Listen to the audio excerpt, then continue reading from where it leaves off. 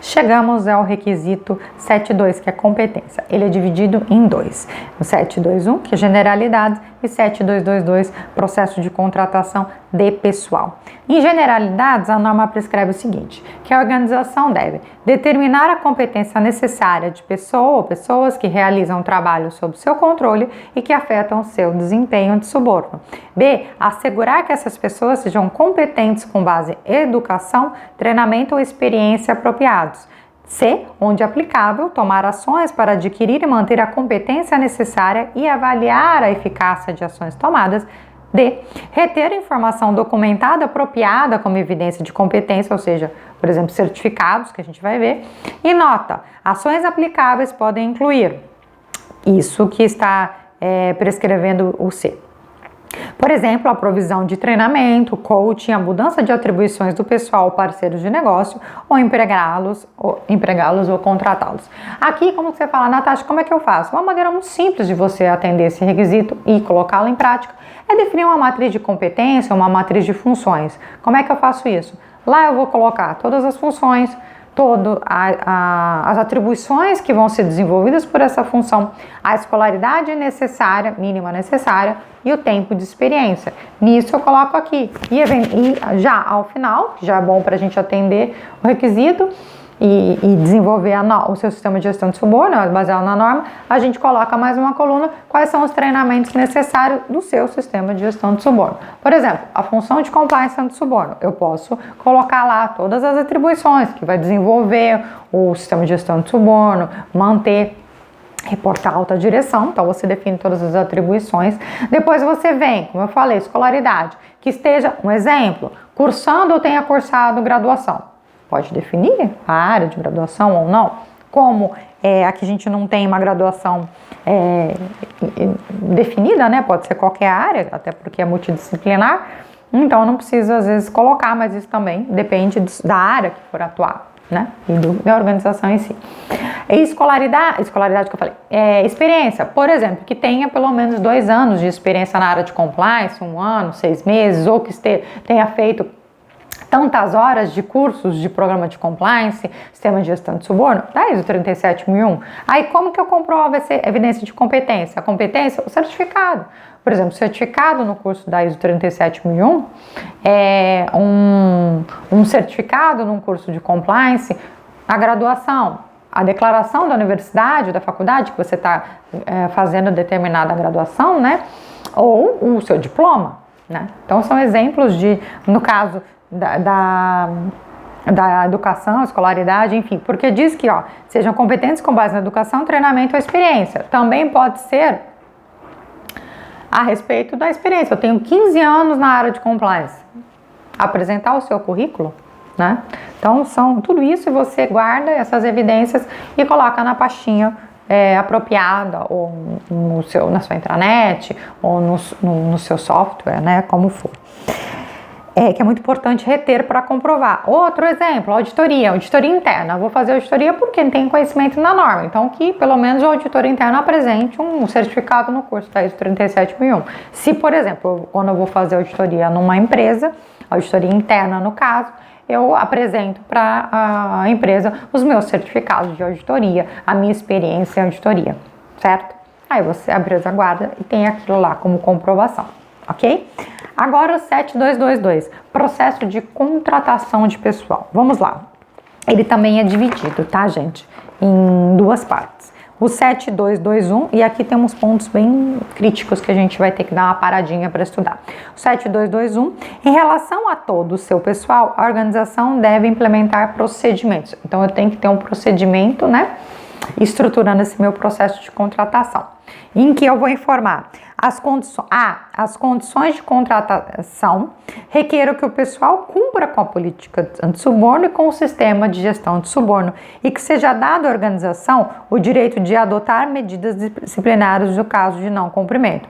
Então, isso tem que ficar claro que na contratação ela vai ter que ser dado o conhecimento, o cumprimento da política anti-suborno. Por exemplo, como é que você pode fazer isso? Fazer um treinamento de integração quando a pessoa ingressa, né, o colaborador, por exemplo, ingressa na sua organização, que seja feito um treinamento de integração, que é comum isso ser feito, e que nisso você inclua apresentar a política anti-suborno, apresentar a estrutura do seu sistema de gestão de suborno e aquilo que for necessário para que ele tome conhecimento já naquele momento. Você pode fazer isso na primeira momento que a pessoa vai fazer a integração, vai fazer os primeiros treinamentos. Isso é muito bom, é uma prática excelente a ser adotada. B. Dentro de um período de tempo razoável do início da sua contratação, o pessoal receba uma cópia, ou seja, fornecido acesso à política anti-suborno e treinamento em relação a essa política. No que eu falei há pouco, a gente já atendeu aqui. Então, nesse momento que eu for fazer a integração e for treinar sobre a política, aproveito e já dou uma cópia e ele já me dá o ok, a assinatura do termo de recebimento dela e do conhecimento, porque eu já treino nesse momento. Eu não só entrego a cópia para ele ler em casa, que faz toda a diferença. C. A organização tenha procedimentos que permitam tomar ações disciplinares apropriadas contra o pessoal que viole a política anti-suborno ou o sistema de gestão de suborno. São as medidas disciplinares, né? Você pode ter um procedimento de medidas disciplinares ou dentro do procedimento de investigação, política de investigação ou política de medidas disciplinares. Vai de acordo com o que vocês entenderem melhor no seu sistema de gestão, na sua organização, em que você estipule ali quais são as possíveis medidas disciplinares no caso de violação da política anti-suborno ou do seu sistema de gestão anti-suborno, que pode ser, por exemplo, advertência verbal, advertência escrita, demissão sem justa causa, demissão com justa causa, certo? Você pode ir lá estruturar. D. O pessoal, porque só para complementar, o pessoal tem que saber o que pode acontecer com ele, porque não basta, infelizmente, não basta a gente treinar o pessoal, saber se não tiver medo do que possa acontecer, muita gente pratica, entendeu? Tem gente que só atua se tiver um medo de que possa perder o emprego, um medo que alguém possa saber daquilo. Então, infelizmente, a gente tem que tratar de uma maneira geral, né? D.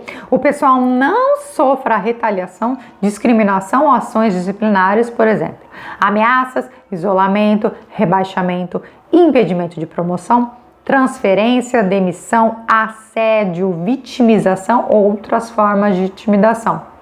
Quando isso, né? 1. Recusar-se a participar ou declinar de qualquer atividade em relação à qual tenha razoavelmente julgado que haja mais do que um baixo risco de suborno, que não tenha sido mitigado pela organização, ou seja, eu me recuse a fazer parte de uma contratação, por exemplo. Eu vejo que aquela empresa tem indícios ruins, ou eu trabalho no RH e foi determinado para eu contratar determinada pessoa, passou até pelo processo seletivo, apresentou toda a competência, tudo, e você vê que aquela pessoa não mostrou um bom caráter no momento, ou com base na due diligence viu que não está adequada, né? Então não queira efetuar a contratação, você não pode sofrer retaliação, sofrer discriminação e ações disciplinares por conta disso. E 2, no caso também não sofrer isso, no caso de preocupações ou relatos levantadas ou relatos feitos de boa fé ou com base em uma convicção razoável de tentativas reais ou suspeitas de suborno. Então, se eu fizer com uma denúncia, levantar uma preocupação da possibilidade de um suborno, eu não posso sofrer uma retaliação, nem uma discriminação, nem uma ação, se isso for levado com boa fé. Ou de violação da política anti-suborno ou do sistema de gestão de suborno, exceto nos casos em que o indivíduo participou da violação. Então, assim, eu não posso sofrer nenhum tipo de retaliação de ter levantado uma preocupação, né, da possibilidade do suborno, porque às vezes uma coisa é você levar uma situação que você tem uma prova, outra coisa é algo que você poxa, aquilo não tá legal, aquilo tá estranho. Então você pode levantar aquela sua preocupação e deve ser levantado, porque vai ter um processo de investigação e esse processo de investigação vai chegar à conclusão se aquilo lá realmente foi só uma suspeita sua ou aquilo realmente é verdade.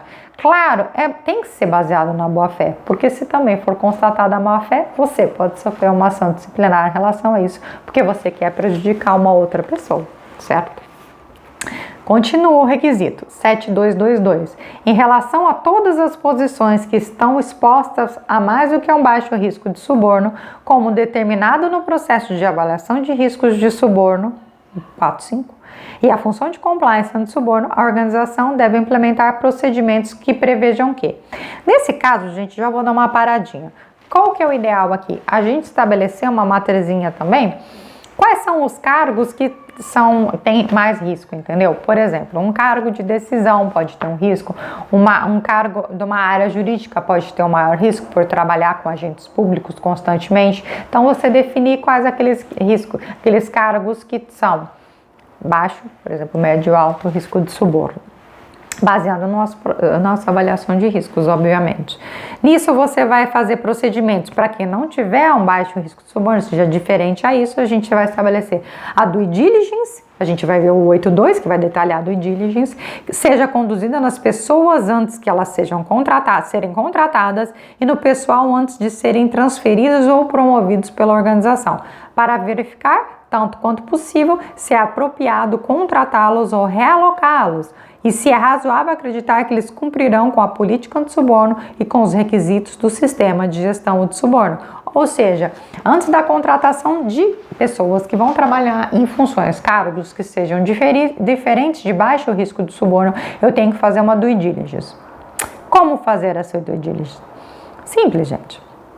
Depende, você pode contratar, né? Existem já empresas que fazem due diligence bastante completa para gente, mas se você não tiver condições de fazer isso, que depende do tamanho da organização, você pode fazer uma due diligence pedindo o currículo da pessoa, você faz também a due diligence analisando as redes sociais, sim, nossas mídias sociais, gente. Você vai lá, olha o Instagram, olha o LinkedIn, olha o Facebook. Por quê? Porque a pessoa não pode, às vezes, por exemplo, ela pode, às vezes, dizer que trabalha na área de compliance, que tem uma experiência absurda e não tem nenhuma informação ali, nenhuma evidência. Isso aí é uma parte, não quer dizer que você vai utilizar isso para não contratar. Por quê? A gente também pode fazer buscas nos tribunais para buscar antecedentes criminais, processos em que a pessoa tenha participado como ré no caso de suborno, de corrupção. Eu tenho que tomar muito cuidado aqui, você pode nesse momento utilizar como auxílio o jurídico ou até mesmo, dependendo da empresa, um advogado que você possa contratar para te ajudar a fazer essa due diligence, para a gente não só ter possibilidade de infringir direitos de imagem, de infringir direitos de privacidade e intimidade da pessoa, certo? Para a gente não ter esse problema. Claro, você vai fazer todas as buscas nos órgãos públicos e aquilo lá, o que vai ser utilizado ou não para a sua contratação? Aquilo que seja voltado a, gente, corrupção e suborno. Se a pessoa tem uma foto, eu vou dar um exemplo muito esdrúxulo aqui. A pessoa, uma moça, tem uma foto de biquíni, o rapaz tem uma foto de sunga, isso não vai determinar a contratação ou não, nem positiva nem negativa, obviamente, né, gente?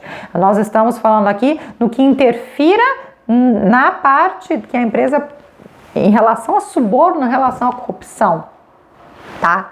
Por exemplo, eu também posso não contratar uma pessoa, porque daí isso é discricionário. Eu não posso não contratar uma pessoa condenada num processo de assédio sexual, condenada num processo de assédio moral, condenada num processo de suborno, de corrupção. Eu posso não contratar uma pessoa nessa situação. Mas eu tenho que pegar todas as evidências. Como eu te indico? Pegue todas essas certidões, guarde. Pegue o print da tela, por exemplo, se não tem, inclusive, alguma coisa que encontre uma tela, guarde. Tudo aquilo que for positivo ou negativo, guarde. Porque o positivo também, você vai mostrar uma reputação ilibada da pessoa para que ela trabalhe naquela função, certo? Continuamos. Os prêmios por desempenho, metas de desempenho e outros elementos de incentivo de remuneração são analisados criticamente de forma periódica para verificar a existência de salvaguarda razoáveis implementadas para impedi-los de incentivar o suborno. Essa parte de prêmios tem que tomar muito cuidado. Por exemplo, um representante comercial em que ele receba uma porcentagem do fechamento do contrato. Muito comum. As empresas utilizarem representantes comerciais que vão receber, o que ele recebe? Ele não recebe uma remuneração, ele recebe uma porcentagem da conclusão do contrato, né? do que for oferido. Então tem que tomar cuidado se essas pessoas não vão eventualmente fechar contratos sendo mancomunados, né, com a empresa que vai ser contratada. Por exemplo, eu vou lá, combino, eu sou um representante comercial, eu combino com uma empresa, olha, você vai, eles estão precisando, o valor mais ou menos, já abro valores, o valor é tanto, você oferece para o contrato R$1 milhão e você vai me dar 100 mil quando vocês fecharem isso. Não pode. Né? Então tem que tomar esse cuidado para que no caso de prêmio a gente tem que ter de desempenho, metas de desempenho também, o funcionário vai lá, se até o final do ano fechar 100 contratos, né? A empresa vai ganhar muito, vai ser distribuído tanto para a equipe ou para quem conseguir isso, bater uma meta. Tomar cuidado, porque às vezes as pessoas nesse momento podem ter um desvio de caráter para conseguir aquele dinheiro, né, gente? Então tem que tomar cuidado. Nesses casos de prêmio por desempenho, de metas, incentivos, às vezes pode ser um carro, às vezes pode ser um celular, um iPhone, algo caro, um computador, tem que estabelecer regras muito grandes, ter o controle disso, sabe, bastante controlado, evidenciar tudo isso para a gente não ter o problema. Não significa que você não possa ter, mas você tem que estruturar muito bem isso, ter regra, ter comprovação, ser tudo comprovado, evidenciado, para não ter problemas e isso também ser monitorado para que as pessoas não se aproveitem dessas situações. C. O pessoal, a alta direção e o órgão diretivo, se existir, firme uma declaração a intervalos razoáveis e proporcionais ao risco de suborno identificado, confirmando o seu cumprimento com a política de suborno. Por que eu estou dando essa risadinha aqui, gente? Isso é muito comum ser esquecido. Isso é muito, mas muito comum. As pessoas terem dificuldade em fazê-lo e esquecerem. Por quê? Você vai falar assim, a alta direção aprovou a política, então ela está assumindo o seu compromisso com a política de suborno. Não necessariamente, gente, às vezes ela simplesmente foi a função de compliance de suborno que desenvolveu a política, ela foi lá, leu e assinou. Viu que não tinha nada problema, foi lá e assinou. E o comprometimento que ela tem com a política e com o sistema de gestão de suborno, né? Com a política e o sistema de gestão de suborno. Vamos até para continuar. Nota 1. A declaração de compliance anti-suborno pode ser independente ou pode ser um componente de um processo de declaração de compliance mais abrangente. Então, assim, o que você tem que fazer, gente? Vamos lá falar em termos práticos. Definir um prazo, por exemplo, anualmente, em que todo mundo assine um termo de cumprimento com a política anti-suborno. Um termo de declaração que declare que ela assume o compromisso em cumprir a política anti-suborno. Pode ser feito isso. Pode ser alta direção, o órgão diretivo, através da análise crítica. Pode fazer isso também. E eu vejo que uma forma muito simples que as empresas utilizam é fazer um termo de declaração, que anualmente, mas se você não tiver como controlar a data que cada um assinou, porque cada um que vai entrando na empresa vai assinando, pode definir data tal. 2 de abril de todo ano, todo mundo vai ter que assinar, analisar, obviamente, ler a política. Aproveita e faz um treinamento, por exemplo, todo ano, tal, eu vou mandar a política para todo mundo, eles vão ler novamente, vou mandar um treinamento, eu vou fazer um treinamento e todo mundo vai assinar um termo de declaração, mandar um e-mail, né, informando que assume o compromisso do seu cumprimento com a política anti-suborno. Então pode ser feita de várias maneiras. Tem empresas também que fazem o seguinte, todo ano elas entregam a política anti-suborno em determinada data e a pessoa assina o seu cumprimento, responde o e-mail, né? De uma forma, existem aplicativos, intranet, enfim, depende de cada organização. Mas isso precisa ser feito a intervalos razoáveis de acordo com o risco de suborno. Se a empresa tem muito risco, melhor que seja feita em menos tempo do que um ano, ok? Pode ser feito a cada 6 meses, por exemplo, tá? Isso vai depender de organização para organização. Então, nesse momento, nós finalizamos, esse ponto não esqueça, tá? É muito esquecido o 7222C pelas organizações. Então, nesse momento, nós encerramos o 7.2, competência. No próximo vídeo, nós trataremos o quê? Do 7.3, conscientização e treinamento. Espero você daqui a pouco.